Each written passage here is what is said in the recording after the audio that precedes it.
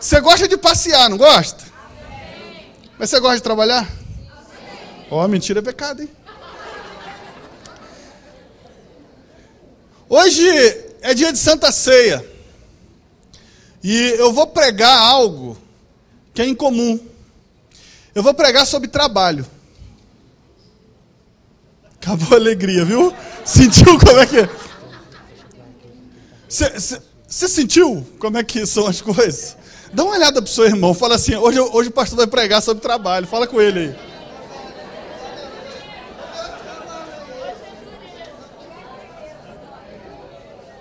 Você viu que eu falei assim, não, você gosta de trabalhar, todo mundo, oh!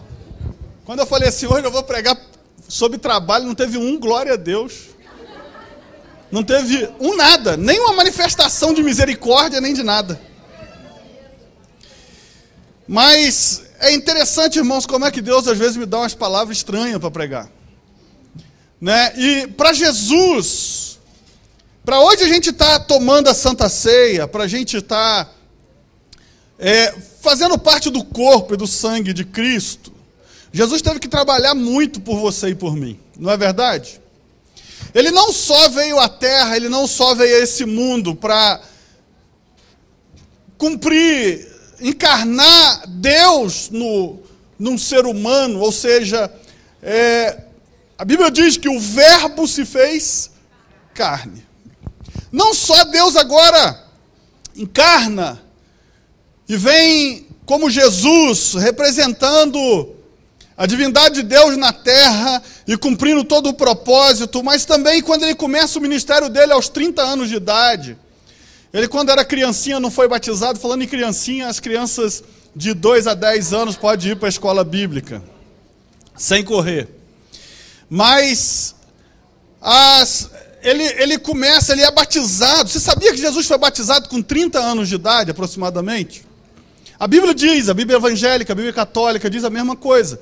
E esses 3 anos de Jesus de ministério, 3 anos e meio aproximadamente, foi um tempo de muito trabalho.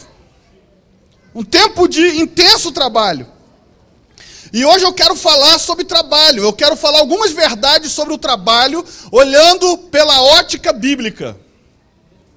Fale para o seu irmão, ocupe-se até que Jesus volte. Hoje eu vou acabar com a tua aposentadoria. Eu tenho descoberto a cada dia que eu amo o trabalho.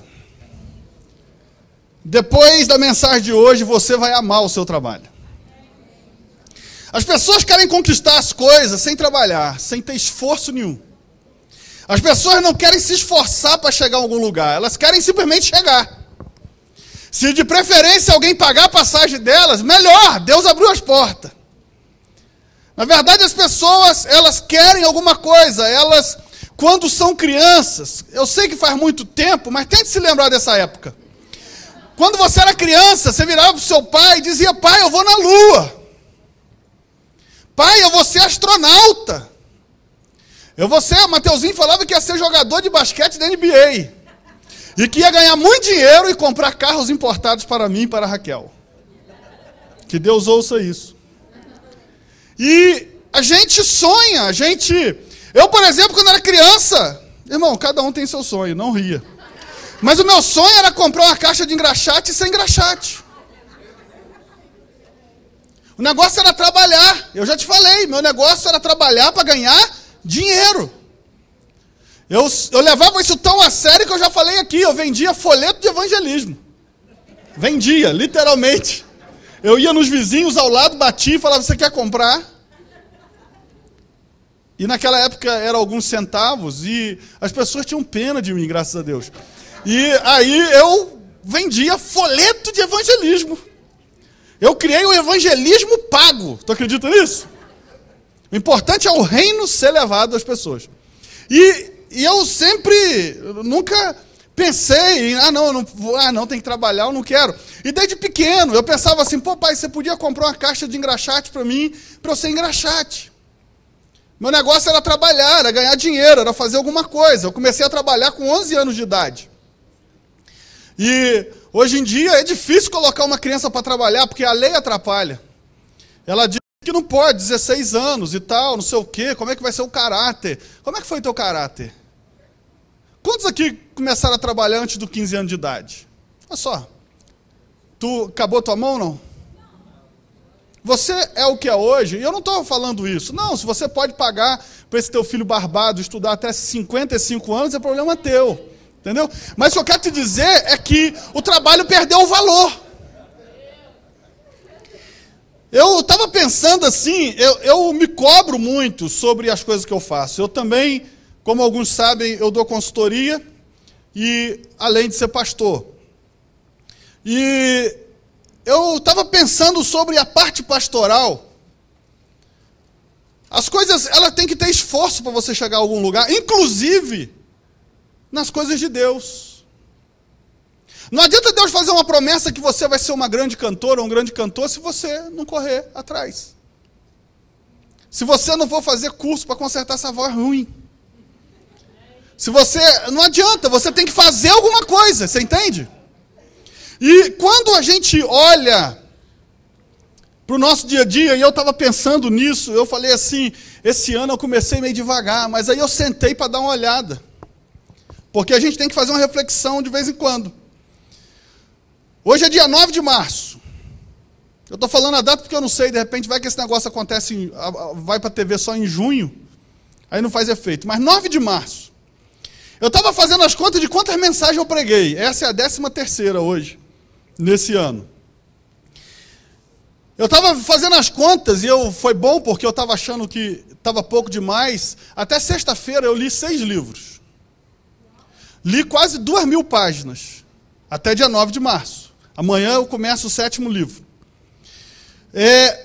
Já fiz inúmeros discipulados, diversos atendimentos, e chego à conclusão que ainda é pouco. Fale para o seu irmão, tudo que você fez até agora ainda é pouco. A pastora Raquel às vezes vira para mim, né, Ney? Fala assim, você não sabe ficar parado? Eu não sei, ou a minha perna mexe, ou meu pé mexe, alguma coisa em mim mexe. Eu, às vezes, começo a acreditar nela que eu acho que eu sou hiperativo. Porque se eu estiver deitado e não estiver ainda com sono total, eu mexo a perna, mexo alguma coisa. O Vini anda comigo um pouquinho, ele sabe que o negócio é meio acelerado, né?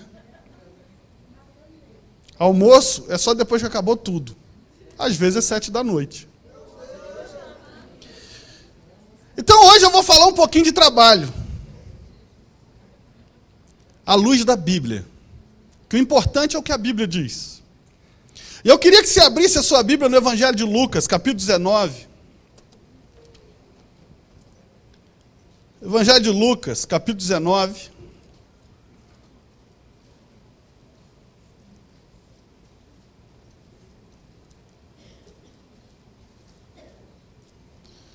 Versículo 11.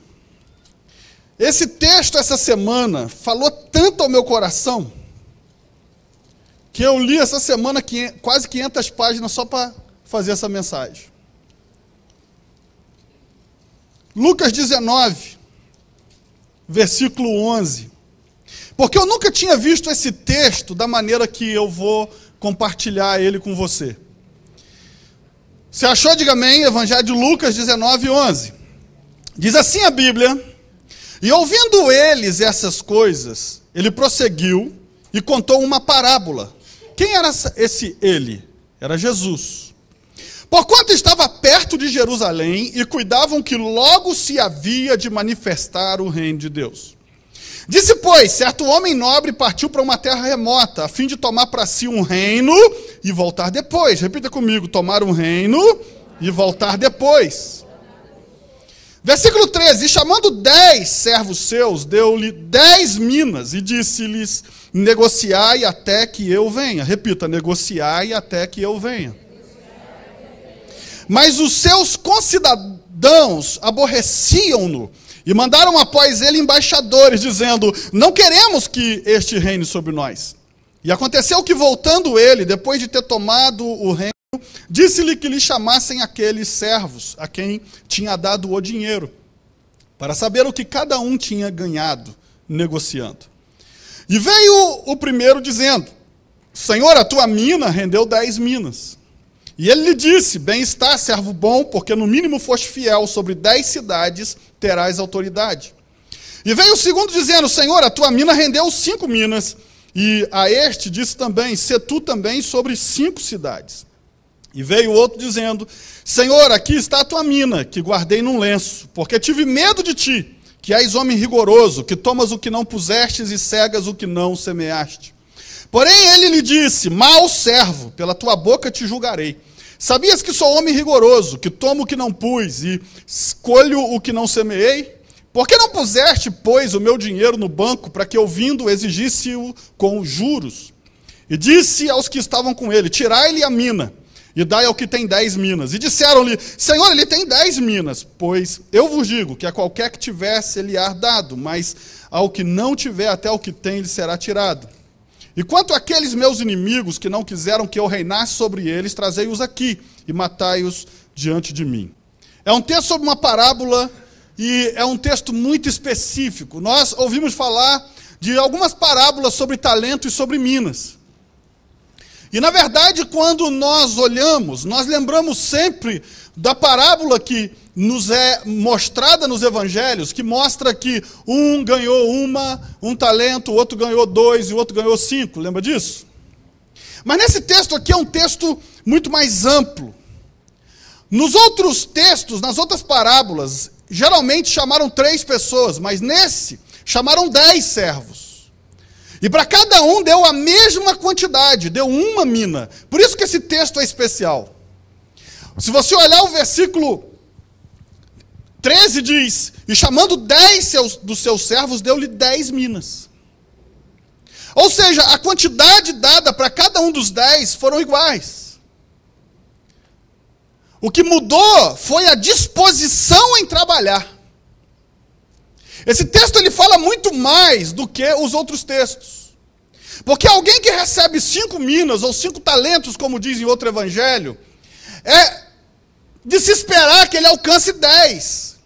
O que recebeu 2, que alcance 5, também pode se esperar. Agora, se todos receberam a mesma quantidade e alguém conseguiu devolver 10 minas para o seu senhor, e outro que recebeu a mesma quantidade consegue devolver 5, e outro que agora recebe a mesma quantidade e devolve o mesmo tanto que recebeu, uma mina, significa o quê? Que o que mudou foi a disposição para trabalhar. Porque a quantidade era igual para todos. A Bíblia, ela fala de várias parábolas. As parábolas serviam para Jesus explicar o que ele queria ensinar para as pessoas. Ao invés dele pegar um quadro, riscar com giz e começar a tentar dar uma aula, ele contava uma história que pudesse ser absorvida e entendida pelos agricultores, entendida pelos trabalhadores, pelas pessoas que iam ouvir aquela parábola. Então, cada parábola na Bíblia, ela é para mostrar o que acontece na terra e o que acontece no céu. Se você olhar a parábola das 10 virgens, está falando como vai ser a volta do Senhor. Se você olhar para o joio do trigo, a mesma coisa. Se você olhar para a semente à beira do caminho, está falando sobre quando uma pregação é feita e algumas caem em terra rasa e são roubadas pelo inimigo. O bom samaritano ensina o que é fazer a vontade de Deus. Então, quando a gente vai olhando o filho bom ou o filho mau, mostra que fazer a vontade de Deus não é com palavras, é com atitude. Então, cada parábola vem ensinar alguma coisa. E essa parábola, na verdade, ela está numa passagem explicando como devemos aguardar a volta de Jesus. Olha que coisa interessante. Essa parábola não está falando só do seu dom. Não está falando só do seu trabalho. Está falando não só da sua capacidade, está falando não só do seu esforço, mas está falando da volta de Jesus. Quer ver? Vamos do versículo 11. E ouvindo eles essas coisas, ele prosseguiu e contou uma parábola, porquanto estava perto de Jerusalém, e eles pensavam que Jesus ia tomar o reino. Quando ele diz isso, ele não está falando sobre o reino de Deus como nós conhecemos. Mas se você olhar na tradução da linguagem de hoje, esse versículo vai dizer, eles achavam que Jesus ia entrar em Jerusalém e tomar o governo. Eles estavam esperando um governo humano.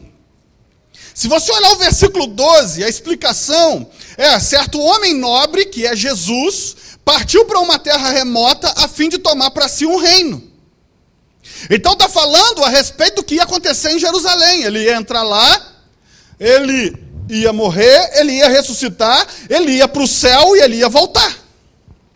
Se você olhar o versículo 14 diz: mas os seus concidadãos, veja, ele não está falando do outro reino que ele está indo assumir. Ele está falando do concidadãos, ou seja, do lugar aonde ele está. Ele está falando de Jerusalém, ele está falando da terra. E a Bíblia está dizendo que os concidadãos não gostavam mais dele, não queria que ele reinasse sobre eles. E o versículo 13 diz que ele vai voltar. O versículo 13 diz: negociai até que eu venha. Está dizendo: eu estou indo para o céu, assumir o reino, o domínio, a autoridade que vai ser me dado por Pai, mas eu volto. Ele está falando sobre a ida e a volta dele. E o versículo 13 vai além. O versículo 13 está dizendo: e chamando 10 servos, deu-lhe 10 minas e disse-lhe: negociai até que eu venha. Sabe o que ele está falando para os discípulos? Ocupe-se até que eu venha, não fique à toa. Como é que você deve esperar a volta de Jesus? Fazendo uma rede, balançando e esperando Jesus voltar? A parábola está dizendo qual é o padrão. Não fique à toa. Ocupe-se até eu voltar. Você entendeu? Ocupe-se com o quê? Ah, pastor, por isso que o meu desejo é largar todo o meu emprego, tudo que eu tenho, e ir fazer missões. Ok, se Deus te chamou para isso, você vai fazer. Mas ele falou: eu estou confiando coisas materiais nas vossas mãos. Entenda a parábola. Ele não chamou e entregou 10 templos para 10 sacerdotes. Ele entregou 10 dinheiros para 10 pessoas e esperava encontrar algo maior quando voltasse. Fale para o seu irmão: ocupe-se até que ele volte. O versículo 15 e em diante, então, ele começa dizendo: e aconteceu que voltando ele volta, ele chama os servos e começa a pedir prestação de conta do que foi feito, com os talentos, com o dinheiro, com tudo que foi dado. E sabe o que eu aprendo? Jesus vai voltar e nós vamos ter que prestar conta.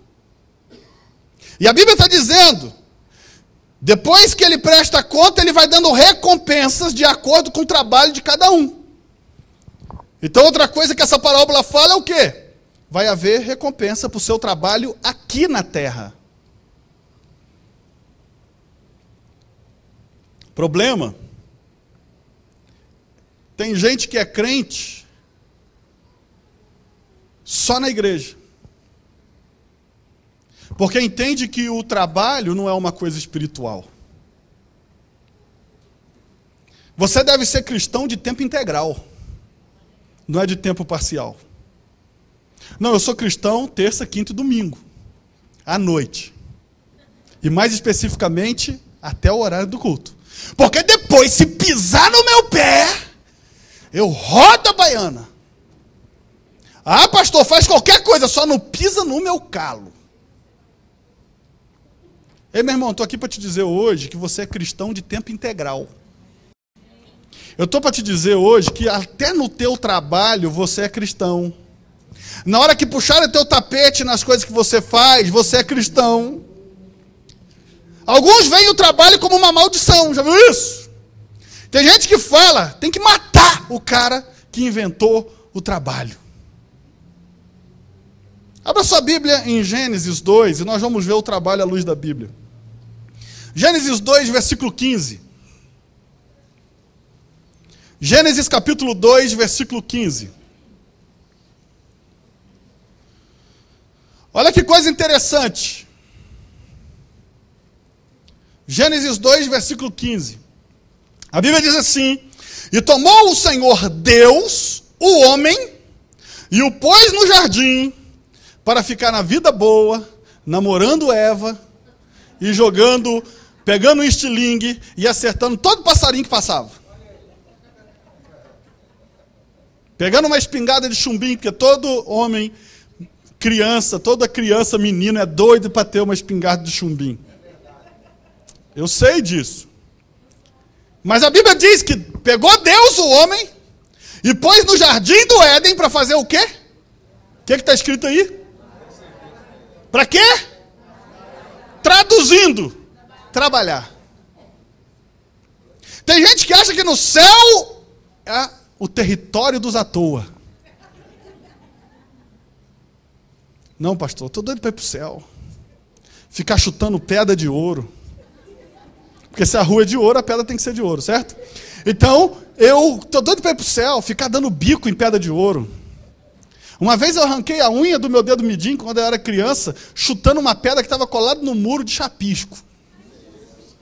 Mas se fosse de ouro, eu teria até prazer.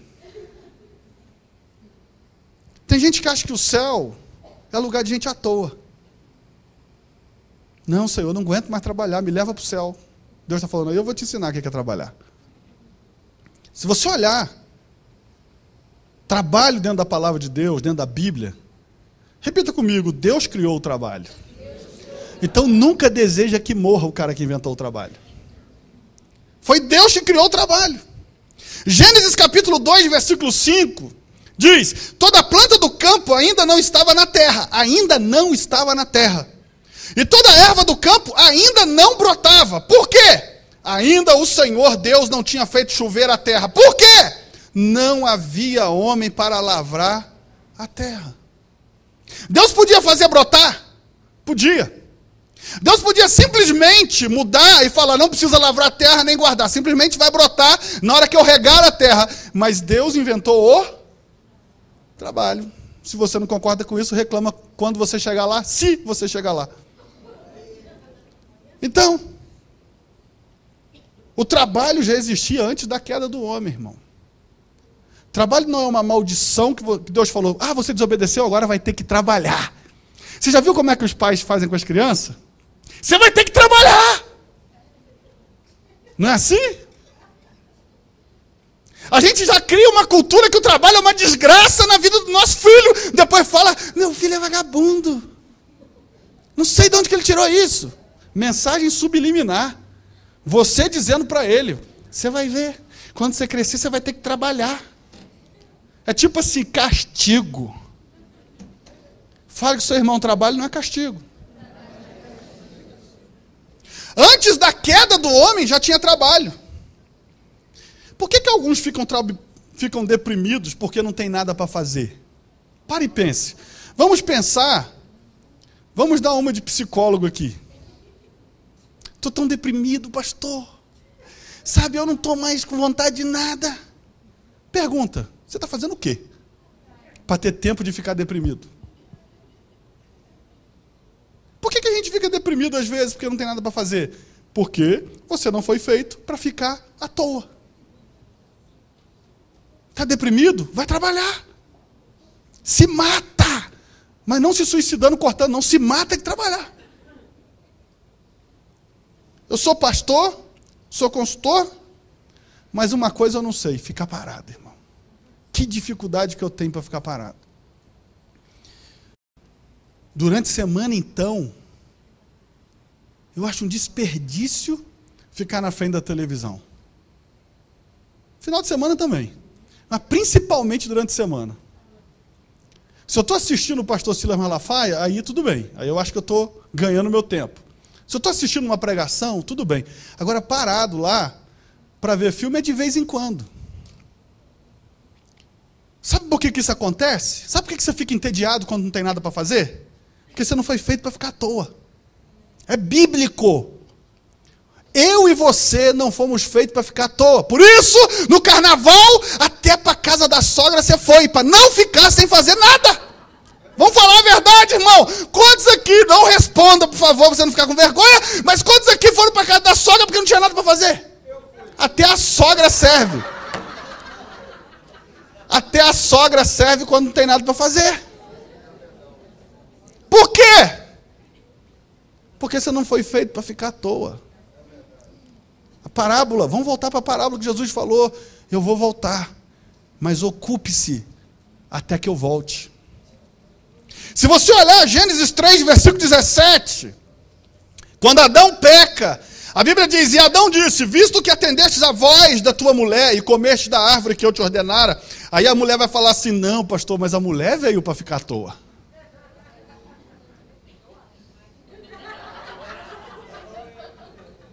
Ei, mulher, deixa eu te dar, marido, bota ela para trabalhar. Algumas mulheres estão dizendo mais? Mas presta atenção.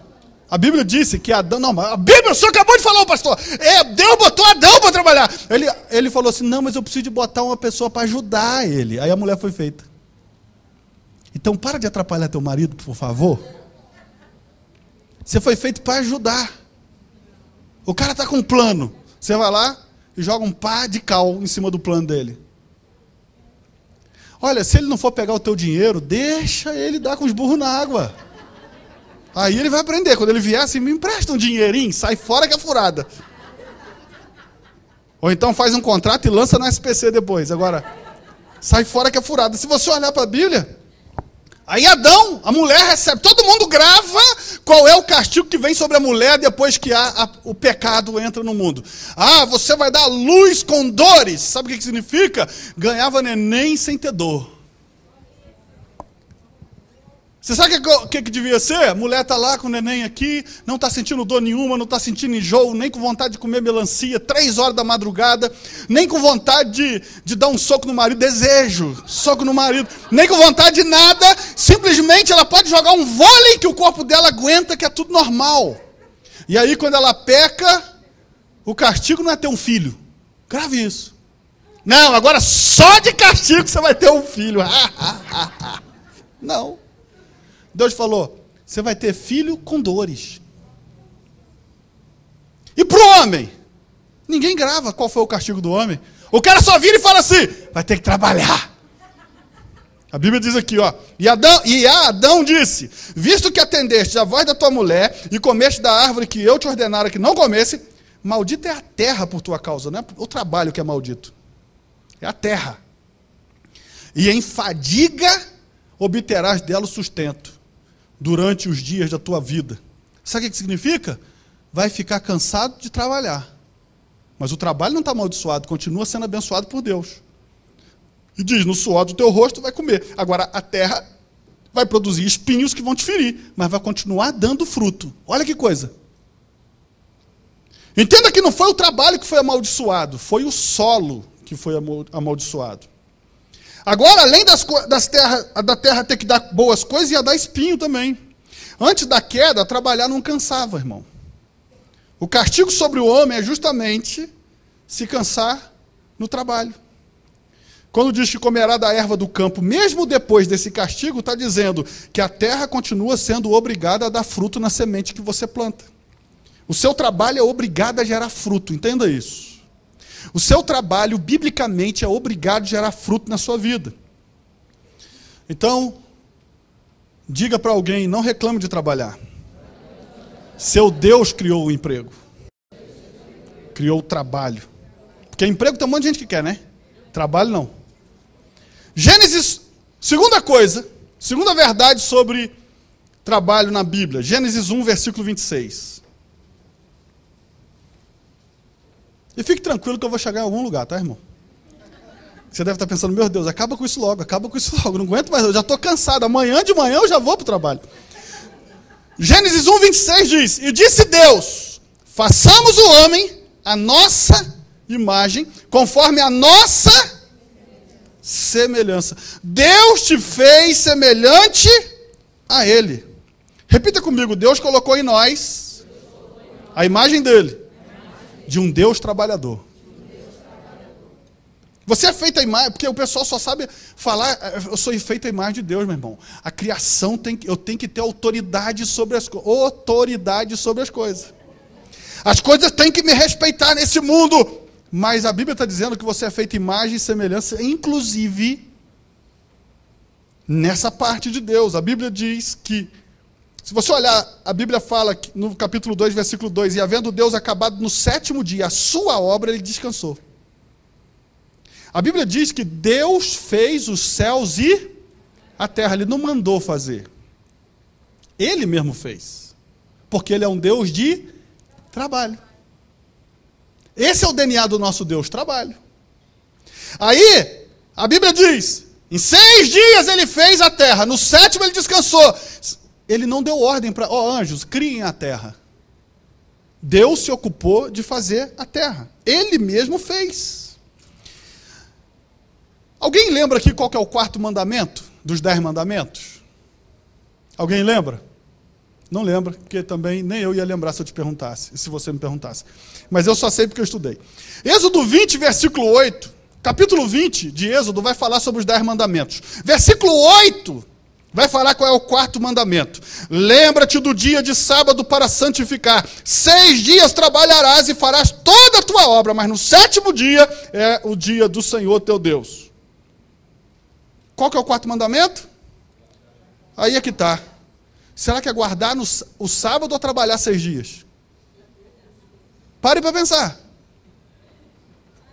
Ele falou, por 6 dias você vai trabalhar. E no 7º você vai guardar o sábado. O pessoal só lembrou de guardar o sábado. Trabalhar esqueceu.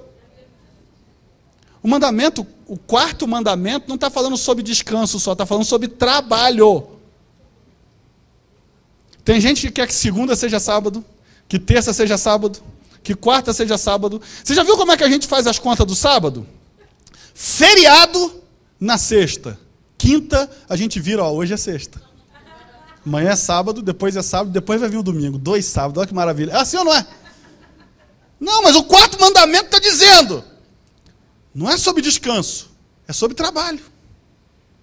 6 dias você vai trabalhar, para depois ter o direito de descansar. Repita comigo, Deus é um Deus que trabalha. E a Bíblia diz que nós fomos feitos à imagem dele. Para quê? Trabalhar. Exemplos de alguns textos, para você não achar que é historinha. Salmo 127, 2 diz assim, que Deus dá aos seus amados enquanto eu e você dormimos. Significa que até hoje, enquanto eu e você dormimos, está lá no Salmo 127, 2, Deus está trabalhando pelos seus amados. Se você olhar Isaías 64, versículo 4, diz, porque desde a antiguidade não se ouviu, nem com ouvido se percebeu, nem com olhos se viu, Deus além de ti, que trabalha para aquele que nele espera.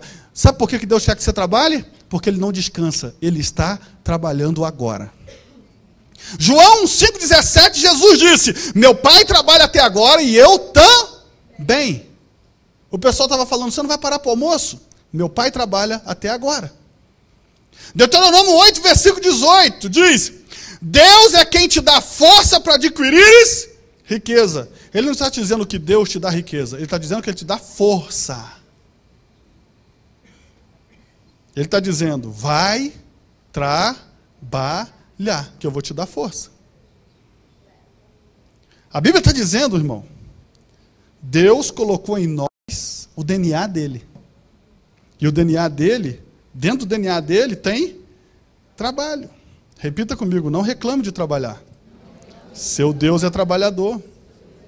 Terceira verdade sobre trabalho, Efésios 6, versículo 5.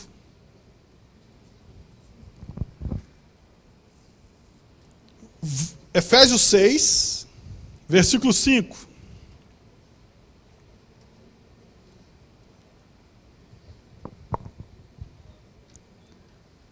E aqui eu começo a entrar naquilo que realmente eu quero que você comece a fazer um novo entendimento sobre esse negócio chamado trabalho. Efésios 6, versículo 5 está dizendo, vós, servos, obedecei ao vosso Senhor, segundo a carne, com temor e tremor, na sinceridade de vosso coração, como a Cristo. Não servindo à vista, só quando ele está olhando, mas não como para agradar homens, mas como servo de Cristo, fazendo de coração a vontade de Deus, servindo de boa vontade como ao Senhor e não como aos homens, sabendo que cada um receberá do Senhor o bem que fizer, seja servo ou seja livre. A Bíblia está dizendo então agora, a Bíblia está colocando o trabalho como algo espiritual. Entenda isso.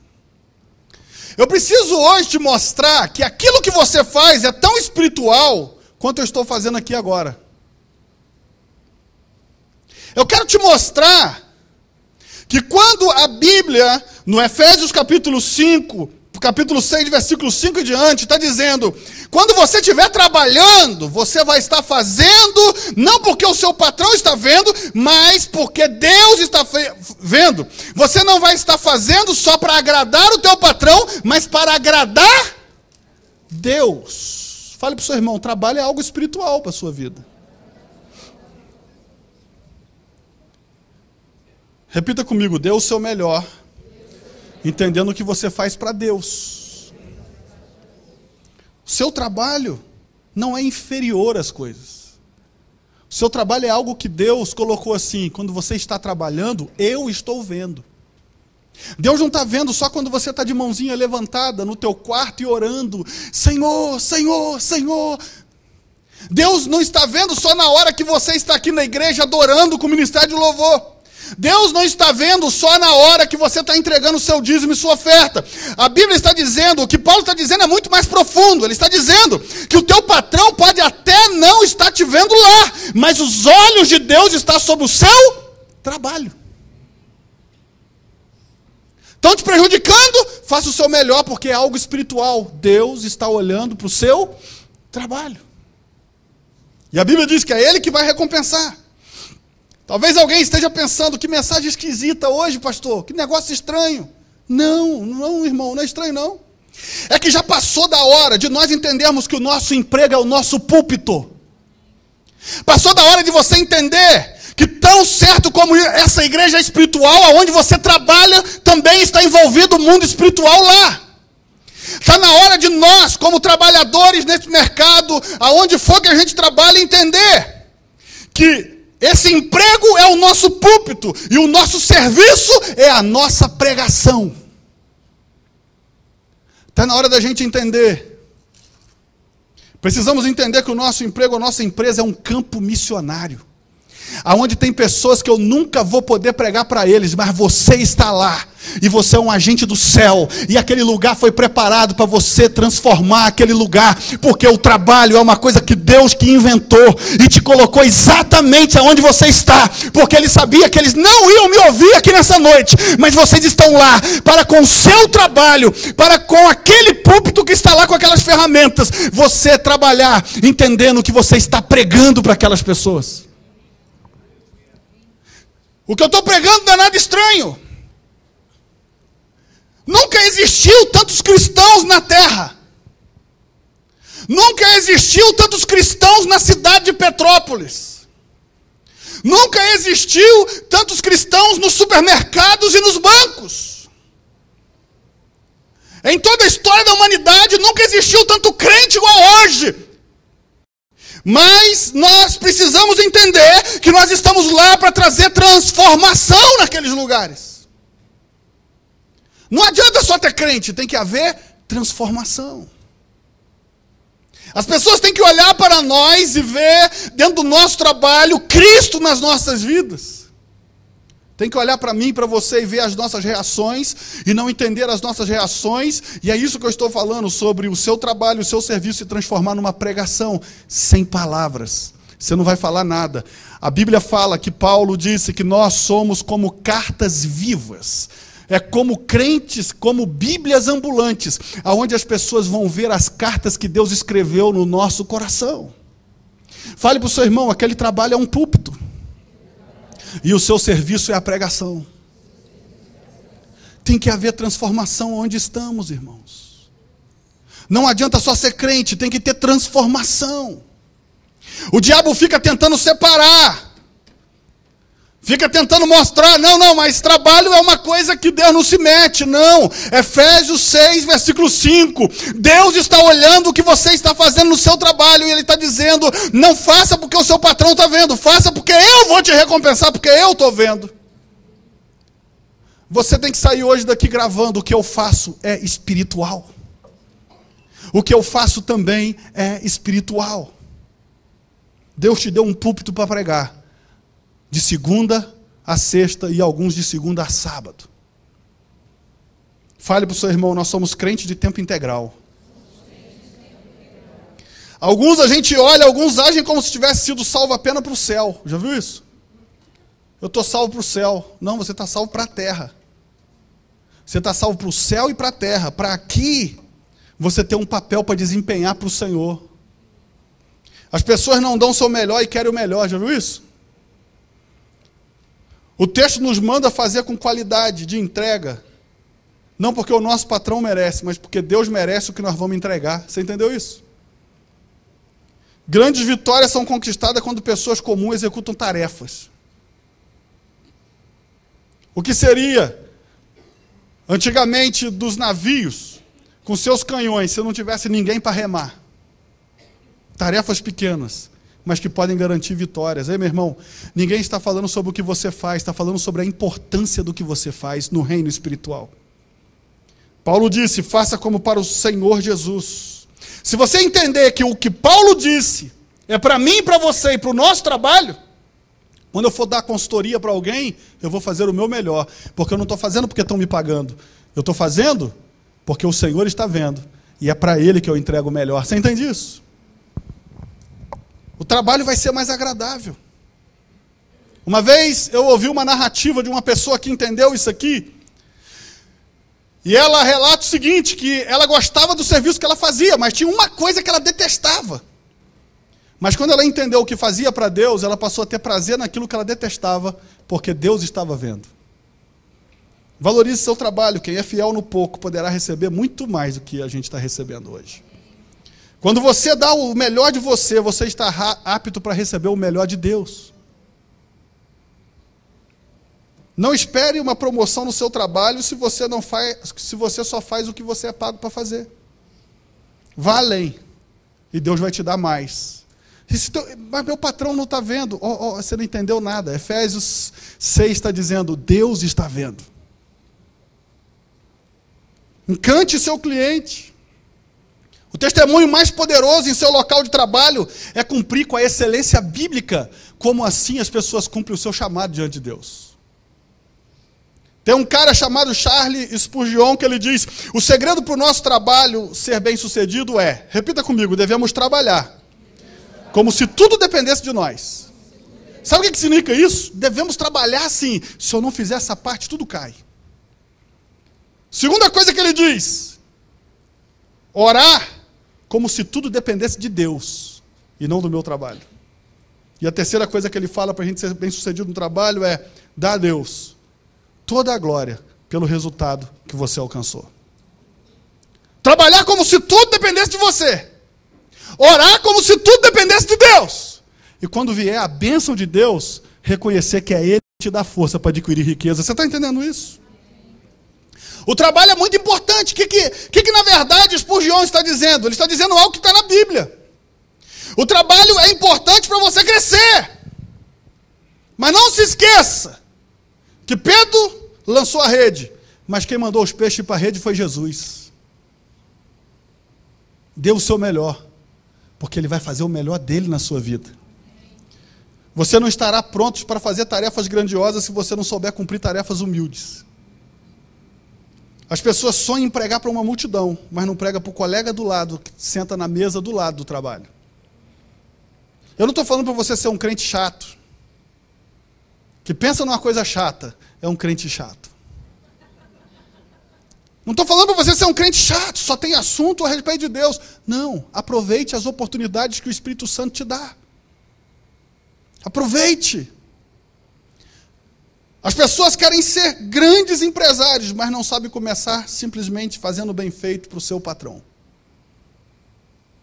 Eu encontrei semana passada com uma pessoa, ou retrasada, que trabalhava num açougue que eu compro carne. E a gente pode até fazer isso, hein, irmão? Ao invés de você trazer brigadeiro no domingo, fazer aniversário, trazer uma picanha. Mas, o que acontece? Olha só, eu encontrei com este rapaz, ele falou, você compra carne lá ainda? Eu falei, compro. Ele falou, poxa, passa em tal lugar. Eu saí de lá, e o cara atendia bem demais. Eu saí de lá porque um cliente nosso comprou um açougue e ele me chamou para ser o gerente do açougue. E eu estranhei encontrar com ele 5 horas da tarde, fora do trabalho. E ele falou, não, e agora o meu horário é mais flexível, eu ganho mais, e eu sou o chefe. O cara estava fazendo bem feito. Ele não entende o princípio bíblico. Mas pensa num cara que atendia bem naquele açougue. Eu sinto falta do cara até hoje. Aí eu fui lá comprar carne no outro açougue que ele está, para ver se a qualidade de antes se continua. Mas a qualidade não estava no açougue, estava no cara. Não estava no ambiente, estava no trabalhador. Aí eu te pergunto, será que você já não parou para pensar que às vezes você está atendendo o seu próximo patrão? Será que você não está atendendo o cara que vai te dar a grande oportunidade da sua vida? Esse rapaz é um exemplo disso. O seu trabalho é espiritual, irmão. Deus está com os olhos sobre o teu trabalho, sobre a tua empresa, sobre o teu serviço, sobre os teus negócios, tudo. E você é crente de tempo integral. Você é crente aqui e você não é agente secreto lá. Você lá é luz. Repita comigo, não reclame de trabalhar. Dê o seu melhor. E Deus preparará o melhor para você. Quarta coisa. Repita comigo, trabalhar é tão espiritual quanto pregar. É que nós precisamos quebrar essa cultura na nossa cabeça. As pessoas tendem a colocar o trabalho como algo inferior no mundo espiritual, já viu isso? Não se esqueça que foi Deus que criou o trabalho e não fez o trabalho menos importante que as outras coisas. Ele não fez o trabalho de Adão inferior ao jardim do Éden. Ele simplesmente fez com que dependesse de Adão o que ia acontecer no jardim do Éden. O trabalho de Adão era tão importante quanto a criação do Éden. Nós tendemos a acharmos que somos menos santos porque a gente não se envolve com pregação, não se envolve porque não está cumprindo a missão. Porque eu volto a te lembrar, o seu emprego é o seu púlpito. E o seu serviço é a sua pregação. E os olhos de Deus que está estendido para este lugar, amanhã de manhã está contigo quando você pegar o ônibus ou o carro e ir para o seu trabalho. Não vai afastar os olhos dele de você, porque você é obra da criação. O problema é que a gente acha isso, que somos menos santos porque estamos envolvidos com as coisas. E o problema é que a cultura grega tomou conta dos nossos pensamentos. A respeito de pensamento, tome cuidado. Tem um filósofo chamado Richard Weaver que ele diz: as ideias têm consequência. Uma ideia tua vai ter consequência, boa ou ruim. Fala com seu irmão, cuidado com as suas ideias. Muitos se perderam em suas reflexões e criaram heresias. Ou simplesmente se esfriaram na fé, por causa das suas ideias. Não deixe as ideias se tornarem maiores do que a sua fé, meu irmão. Por que eu digo que achar o trabalho inferior no mundo espiritual é um pensamento grego? Eu gosto um pouco de filosofia. Na faculdade eu adorava essa aula de filosofia. E Pitágoras e Platão, um viveu no ano 400 qualquer coisa antes de Cristo e outro no 500 qualquer coisa antes de Cristo.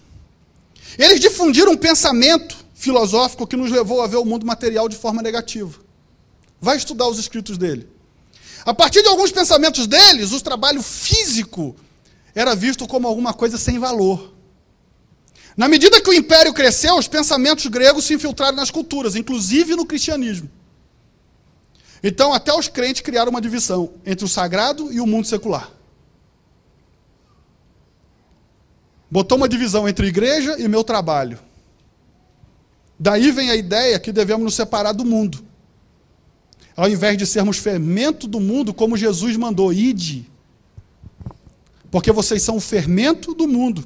A igreja, então, no longo desses séculos, por causa dessa filosofia, para se proteger do mundo e do diabo, ficou trancado nas quatro paredes, pensando que eu estou indo para um campo minado, meu trabalho. Eu prefiro ficar na igreja. E aí, com essa cultura, nós nos afastamos da cultura, dos negócios, da política, dos esportes, do mundo de entretenimento, das artes. Fomos nos abrindo mão de tudo. Por quê? Porque espiritual está fazendo só o culto. Mas Deus quer te usar no seu trabalho. Deus quer pegar esse talento teu e fazer você ser tão respeitado que qualquer um vai parar, não é porque ele quer ouvir o que você tem para dizer, é que você é muito importante, o que você tem para dizer vai ser importante para ele. E assim, o seu trabalho se torna um púlpito, e o seu serviço se torna a sua pregação. E aí essa cultura grega botou a gente, tudo é inferior. E quanto à parábola das 10 minas, voltamos lá para a parábola, diz, trabalhe e conquiste tudo, até que eu volte. Sabe qual a ordem que Jesus deu? Trabalhe e conquiste tudo para o reino de Deus. Conquiste a política. Mas a política é suja, pastor, que é isso? Não fala isso. Se você entrar, não é não. Você é limpo. Mas pastor, pode me corromper? Não. Se você vai se corromper lá, você se corrompe em qualquer lugar. Como para alguns pensadores gregos o trabalho é algo inferior, então começamos a trabalhar pensando na aposentadoria. Fale com o seu irmão, está na hora de cancelar. Você pode fazer mais. Até quem se aposentou, você tem mais tempo para fazer alguma coisa. Alguns têm tanta repulsa ao trabalho que começa a segunda doido para chegar a sexta, ou o sábado. Isto é satânico, acredite. Isto se alastrou tanto que fizeram até música sobre isso.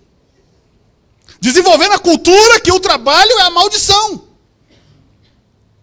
Tem uma música sertaneja que diz, hoje é sexta-feira. Finalmente hoje é sexta-feira. Chega desse negócio chamado, desse cargo, desse peso, chamado trabalho. Tem uma música em espanhol que fala, eu prefiro o merengue do que o trabalho. Você já viu em algum filme, se você já foi nos Estados Unidos, você conhece o restaurante chamado TGI Friday. Se você já foi nos Estados Unidos, você já viu esse restaurante lá. É uma cadeia, tem um monte de lugar. TGI Friday. Ou então você viu em algum filme. Sabe o que significa TGI Friday? Thanks God, it is Friday. O que é que ele está dizendo? Obrigado, Senhor. Hoje é sexta. Você acredita o nome do restaurante? Você entende? Por quê? Porque a cultura grega colocou em nós que, finalmente, eu me livrei deste peso chamado trabalho, que Deus criou. Finalmente, eu saí dessa área e agora eu vou adorar o Senhor. Cultura grega. A cultura do reino é totalmente diferente disso. Na cultura do reino, no reino de Deus, o trabalhador agradece a Deus, por quê? Eu vou para o meu trabalho, fazer o melhor para ele. E a recompensa não vem do meu patrão, vem dele. Na cultura do reino, você não começa a segunda esperando a terça para finalmente vir ao culto, porque o meu trabalho é o meu culto ao Senhor. Porque você sabe que o seu emprego também é um lugar de culto. É um lugar... Ei, meu irmão, as suas maiores adorações a Deus não vai ser aqui dentro da igreja, vai ser no seu lugar de trabalho. Quando o diabo está esperando um palavrão e você não fala. Quando o diabo está esperando que você revide e você não revida. Quando o diabo está esperando que você pise no pé de quem está te caluniando e você oferece amor. Lá é teu púlpito, lá é a tua pregação. Deus te chamou, te colocou lá para você fazer a diferença. Fale para o seu irmão, você é um pregador no seu trabalho. Deus não chamou para você ser cristão terça, quinta e domingo. Ele te chamou para ser crente de tempo integral. Os reformadores da igreja, Martinho Lutero, Calvino, quebraram este preconceito na época deles. E que o pensamento grego voltou. Mas eles começaram a ensinar novamente que você está na presença de Deus no seu trabalho e na sua igreja. Que os olhos de Deus estão sobre o seu trabalho e sobre o teu serviço na igreja. Eles tiraram a divisão, Lutero e Calvino tiraram a divisão entre o sagrado e o trabalho secular. Porque tudo é santificado ao Senhor. Você entende isso? Repita isso comigo. O meu trabalho é santificado ao Senhor. Às vezes nós ficamos reclamando do nosso emprego, mas não basta reclamar da escuridão. Tem que acender a luz. E lá você é a luz. Deus está pronto para te usar. Deixa Ele te usar. Lutero começou a dizer que seu trabalho é um chamado de Deus na sua vida. Ei, eu estou aqui para fazer uma grande revelação hoje. Aquilo que você está dizendo, eu não sei qual é o meu chamado, eu não sei. Eu já estou te dizendo, como Lutero disse, o seu chamado começa no seu trabalho. Você pode ser um agente de transformação aonde você estiver. Repita comigo, não reclame de trabalhar. Ele faz parte do seu chamado para essa vida. Penúltima coisa, Atos 18, versículo 1. Atos 18, versículo 1. Se você achou, diga amém. Atos 18, versículo 1. Veja tudo na Bíblia. Depois disso, deixando Paulo Atenas, partiu para Corinto. Lá encontrou certo judeu chamado Áquila, natural do Ponto, recentemente chegado da Itália, com Priscila, sua mulher. Em vista de ter Cláudio decretado que todos os judeus se retirassem de Roma, Paulo aproximou-se deles. E posto que eram do mesmo ofício, passou a morar com eles e ali trabalhava, pois a profissão deles era fazer tendas. Paulo chegou num lugar onde não ia ter apoio.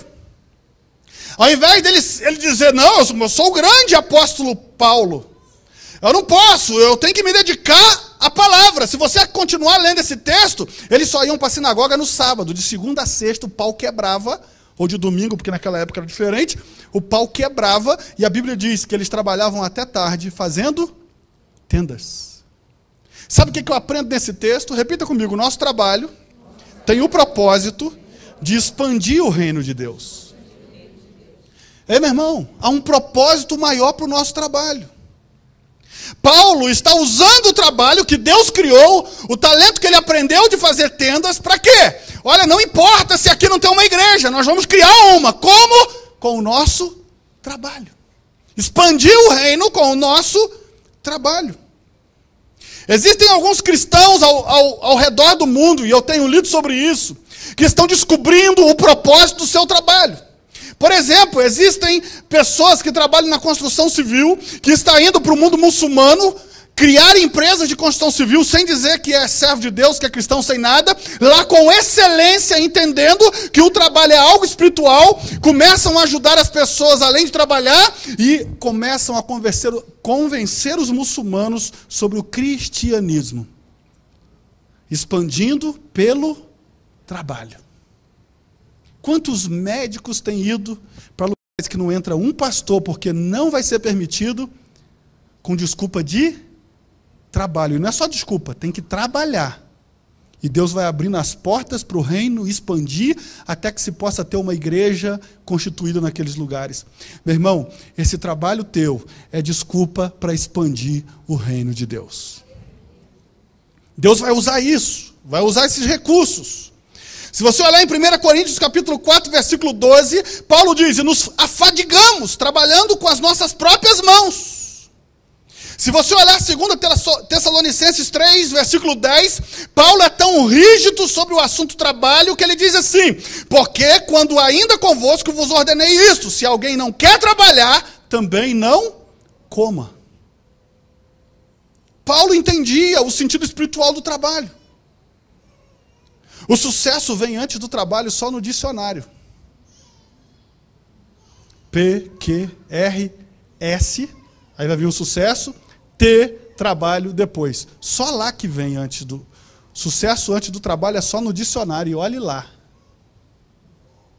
Você quer ter sucesso na vida, Deus vai abençoar o seu trabalho. Paulo usou o trabalho dele para expandir o reino. O diabo não quer que você descubra que há um propósito maior e que o seu trabalho é um púlpito e que o seu serviço é a sua pregação. O diabo não quer que você descubra que há um propósito maior do que ganhar dinheiro. Ganhar dinheiro sim, mas expandir o reino. Ser famoso sim, mas expandir o reino. Se tornar o melhor na sua área para quê? Para expandir o reino, virar o modelo para expandir o reino. O propósito de Deus, com seu sucesso, sempre será expandir e financiar o reino. Foi Deus que arrumou o trabalho de governador para José. Parou para pensar nisso? Quem arrumou emprego para José como governador? Deus. Para quê? Para José cumprir o propósito de Deus no Egito. Ele não chamou um sacerdote para assumir o governo do Egito. Ele não chamou um padre, um pastor, um monge. Ele chamou um trabalhador. Deus não usa as pessoas porque elas têm capacidade. Deus usa as pessoas porque elas estão perto dele. Deus não vai te usar no seu ambiente de trabalho porque você é capaz. É porque você está perto dele. Você está entendendo isso? Fale para o seu irmão, deixa Deus te usar. Seu chamado vem antes da sua carreira. Se você entender para que você foi chamado, a sua carreira vai ser brilhante. Se você foi chamado para ser um médico e tentar ser um pastor, você vai ser um fracasso. Se você for chamado para ser médico e pastor, você vai ser brilhante. Ande dentro do seu chamado e você vai ser imbatível. Não tem ninguém que nada melhor do que um peixe, porque esse é o chamado dele. Não tem ninguém que voa melhor do que as aves.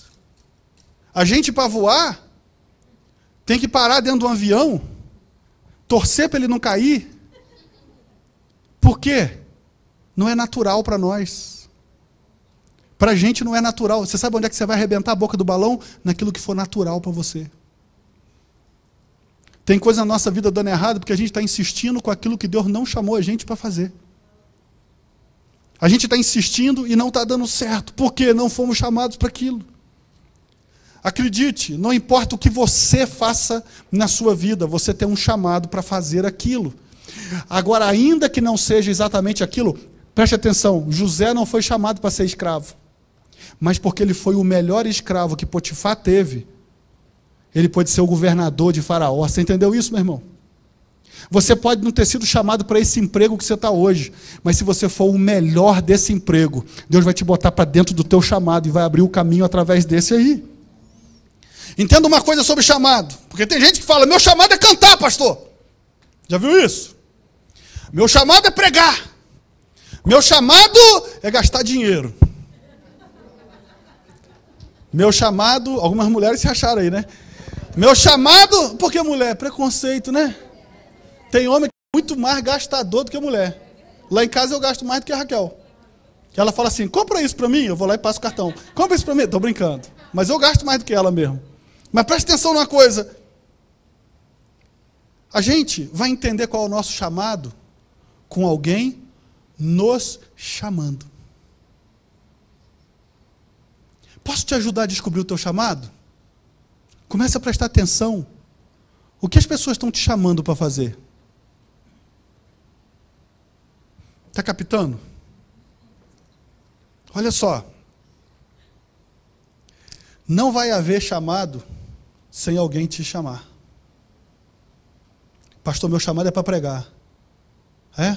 Estão te chamando para pregar? Não? Então vê se é esse mesmo. Porque não existe chamado sem ter alguém que chame. Você entende isso? José não falou assim, eu tive um sonho. E nesse sonho eu era o cara. Por que ele se transformou o cara? Porque teve um cara chamado Faraó que chamou. Para ele cumprir o chamado. Por que tem gente que grava CD e não explode? Porque não é ter dinheiro para gravar. É ter o chamado. Por que tem gente que fez 255 cursos de teologia e tem que quase implorar e pagar para pregar em algum lugar? Por quê? Porque não tem um chamado. Porque se tivesse, alguém chamava. Você está entendendo como é que chamado é um negócio muito mais simples do que a gente está imaginando? Olha só, irmãos, eu não tinha percebido isso. Há cerca de uns 10 anos atrás, ou 15, uma vez nas minhas férias, olha como é que são as coisas. É que depois que a vida passa, a gente percebe o que a vida quis dizer para a gente. Mas há uns 10, 15 anos atrás, numas férias minhas do meu trabalho, eu já trabalhava numa instituição financeira, tinha um cliente meu que me chamou para ser sócio dele da empresa dele, porque ele estava tendo muita dificuldade financeira. Eu ia dar o meu carro, mais a minha sogra, mais algumas coisas lá, para poder entrar na sociedade. E nesses 30 dias, 20 dias de férias, eu sentei lá como se aquilo já fosse meu. E eu comecei a administrar aquele negócio. E eu não tinha todo o preparo que eu tenho hoje. Mas eu comecei a buscar as coisas. Resumo, quando estava faltando 1 ou 2 dias para terminar minhas férias, ele me chamou com muito jeitinho e falou: Gerson, queria te dizer que eu não vou querer vender mais para você não, cara. E eu vou ser verdadeiro. Você botou os negócios... Sabe o que ele descobriu? Que a empresa dele era ótima. Ele falou: quanto que você ganha de férias?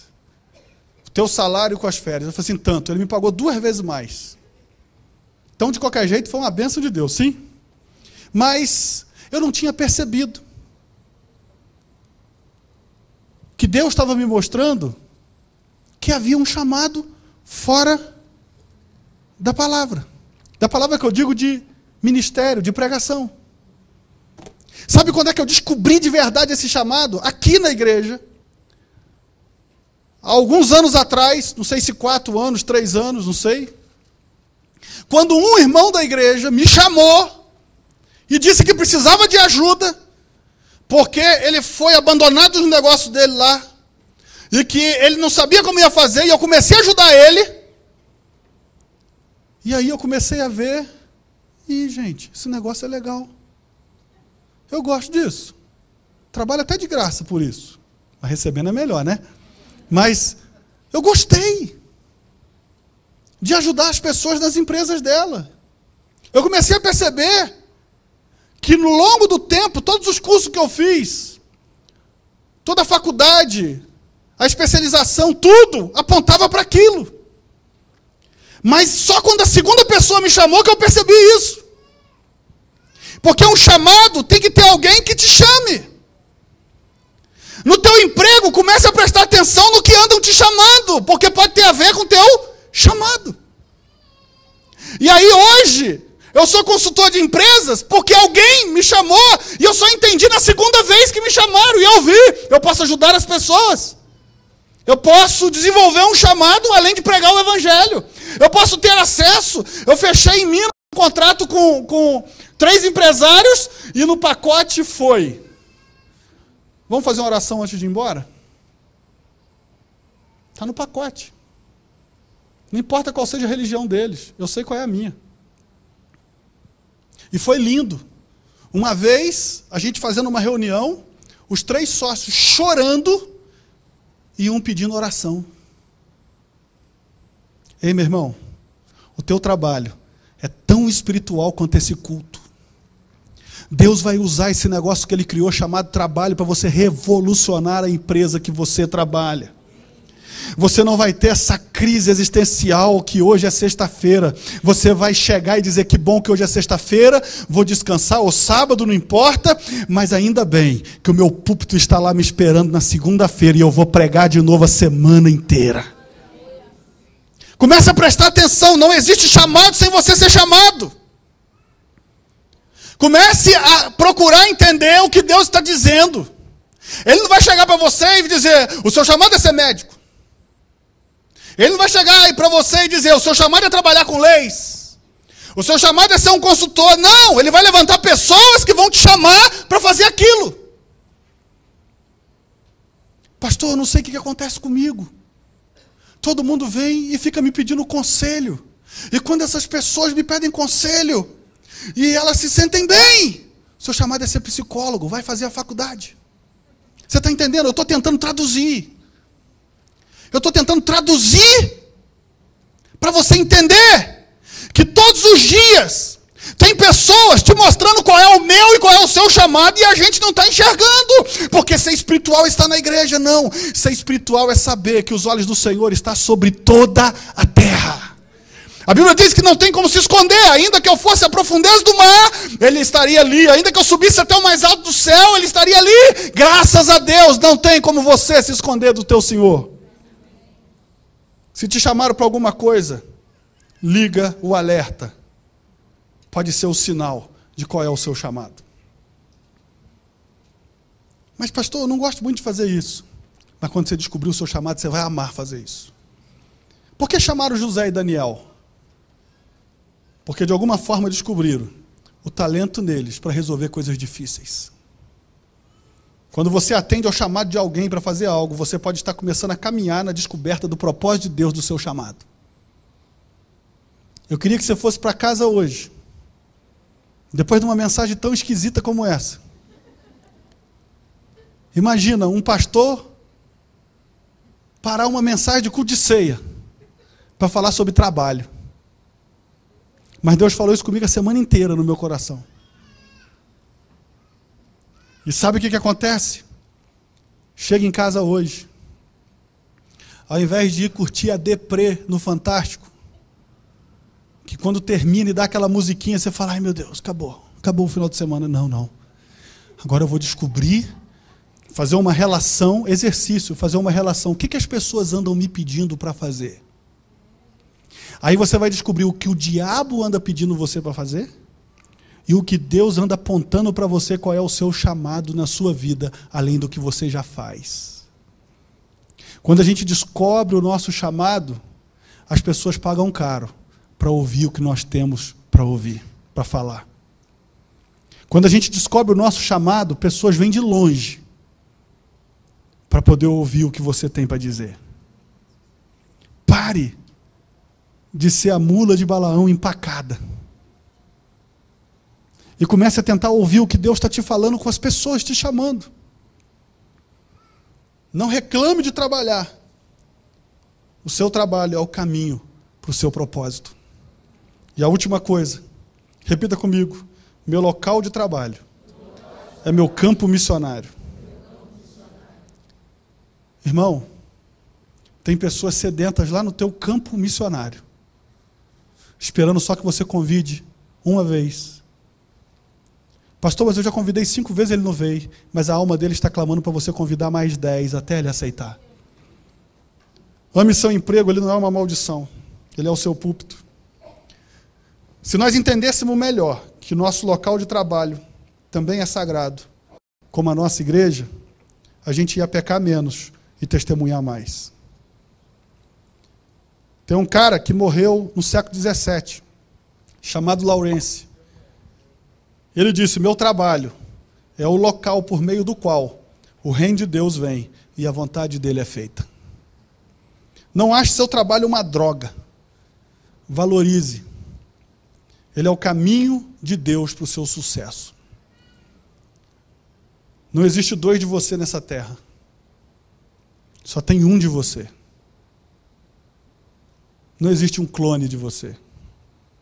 O máximo que vai existir é uma foto tua, que não vai ser você. Então valorize e busque cumprir o papel que Deus te deu, o talento que Deus te deu para esse mundo e agora. Para terminar, eu quero chamar o Ministério de Louvor. Tem um outro cara fantástico chamado Darrell Miller, que ele disse o seguinte: se como cristãos não agirmos conscientemente em nome do reino de Deus, é provável que nós vamos contribuir para o reino das trevas. Ele disse que se você conscientemente não entender que o seu trabalho é um lugar de ação de Deus, pode ser que a gente vai contribuir para as trevas no nosso trabalho. Existem pessoas no mundo que já entenderam. Existem empresários que estão usando o seu trabalho e as suas coisas para alcançar pessoas não alcançáveis.